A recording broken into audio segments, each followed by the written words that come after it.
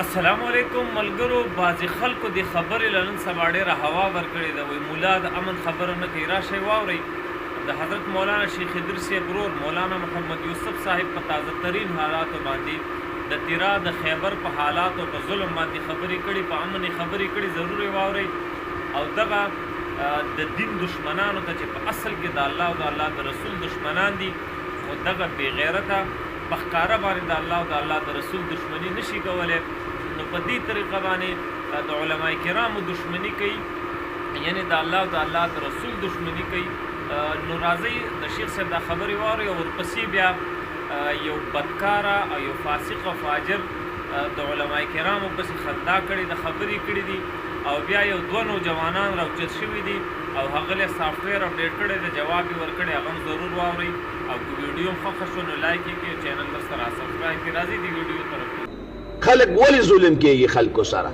نواز شریف بچی پامن، د شهباز شریف بچی ما پامن، بل پامن بل پامن. په تیرا کې او دا په باجوړ کې دا مسلمانان نه دي. اخر چې دا تا د وطن ناخوا کل د دوی کورونه شل پاتې شو، دا تاسو د کورون نو او درې میاشتو او څلورو میاشتو دونه پیسې به درکړو، نه پیسه او نه روپیو. نو دا ولې دا دونه ظلم شروع دی؟ السلام علیکم مولانا صاحب. ډرون حمله په وزیرستان کې شوې ده او ماشومان بچي پکې شهیدان شوي دي. ما ویلې د روانه جمعه به په دې باندې لږې مسالې ونه کوي، لږې د امن خبرې به ونه کوي چې خدای امن راولي په تیرا باجوړ وزیرستان کې. الو الو الو بچیا، आवाज دې راځي؟ ښه आवाज دې اورم. زما زویا مونږ خو چې دی د تېرو 15 کالو راسې چې دی نو د امن متعلق خبرې کوو. مونږ ته خو قرآن هم د امن درس را کړی دی، اسلام هم راته د امن درس را کړی دی، او په منبر باندې همیش مونږ د امن خبرې کړي دي. خو تاسو چې دی نو پته نه لګي چې د جمعې منزل راځي او که نه.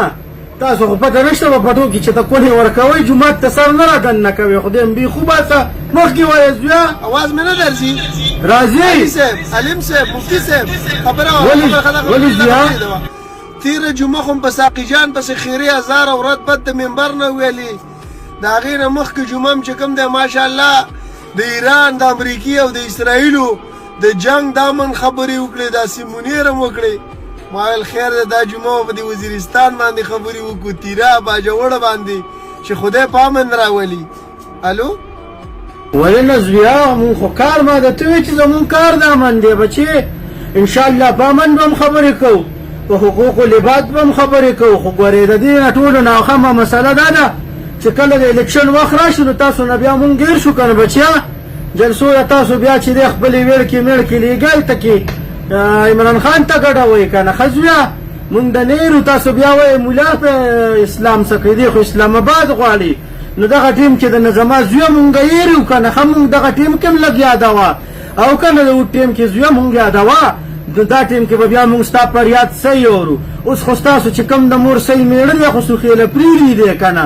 او تیرا کې چې دی نو د هغې کور هم شته دی، د هغه ځای نه دی وزیر اعلام دی، ټولې صوبې اختیار هغه سره دی. زما زویا مونږ خو بس په منبر کې نو قال الله قال الرسول بیانو، زیات راله څه نه راځي که نه. او مخکې وایه بچې. نه درځي اواز کړ وګورې د جواب به ته اورېدلي. مفتي صاحب والله د سر تاج مې د زړه سره مې راته ګران یې. ښه اواز درځي اوس؟ نو وایم چې د تیرا باندې خبرې نه کوئ دا جمعه؟ ولې نه؟ نه درځي اواز؟ راځي. دا مې ویلې ما ویل زه صحیح ده خوښ م د خپله نو څه ښه.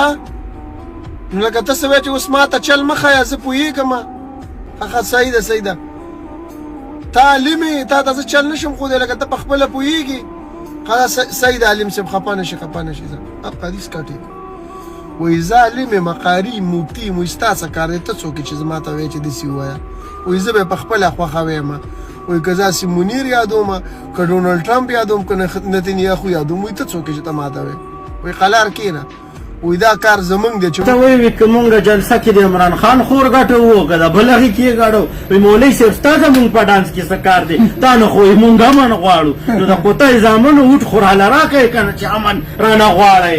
زه څه شی یم چې تاسو له امن راولم؟ سیکورټي ډاره زما انډر ده، صوبې حکومت زما انډر دی، وفاق ته م لېږلې ما. نو کوم ځای کې زما د ناجایزه پیداواره نو زه تاسو له د کمې امن راوړم. ورکه ګړیچ بچیه ور شعري کې زما د نافرمانه بچو ته ورسوئ نافرمانه بچو ته اخیری خبره کوم که د منبر او د محراب نه چرته امن غواړئ قسم په الله چې اوس به وختي امن قایم وي خو امن به موږ راولو زموږ علما کرام به نه راولي د امن دپاره به موږ سړی خو د امن دپاره تاسو ناچګانې کړې ډانسونه هم کړي اجراګان هم او لښته هم خوښې کړي دي نو اوس امن د ملا نه مه غواړئ که د ملا نه امن غواړئ د منبر نه د اواز اوچتول غواړئ نو دا سوچ ستاسو غلط دی د دې امن اواز چې د کومې کرسۍ نه اوچتېږي هغه کرسۍ ته دا ملا ورسوئ دا د منبر او د محراب والا ورسوئ ته ګوره چې امن راځي که نه راځي ای د لښتۍ بچونو ته خو لښتۍ وي که نه او ته خو افغانۍ ښه د ماجر کوس او د لغړتې بچیه